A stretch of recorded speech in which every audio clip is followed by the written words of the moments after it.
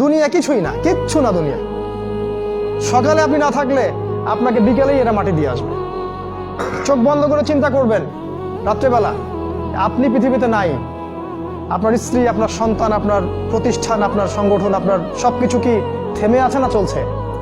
সব চলবে ভাই, কেউ থেমে থাকবে না, শুধু আমরাই থাকবো না। অতএব আমাদের কবরের চিন্তা আমাদেরকে করতে হবে। জ্ঞান অনুযায়ী আমল করি, অবহেলা না করি ইনশাআল্লাহ। 3 নাম্বার, আদর্শ পরিবার গঠন করেন।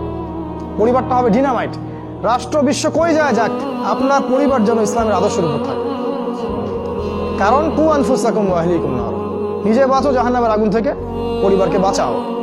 আপনার ছেলের ব্যাপারে সচেতন হন, মেয়ের ব্যাপারে সচেতন হন, স্ত্রীর ব্যাপারে সচেতন হন। আপনার পরিবার, আপনার রক্তের সম্পর্ক, আত্মীয়, এদের মাঝে আপনি দিনের প্রচারটা করেন। কোথায় কে জাহান্নামে যায় যাক, ওটার পরের চিন্তা আপনার, ওটা চিন্তা আপনার করতে হবে না। এখন আপনি আপনার পরিবারের দিকে ফোকাস করুন।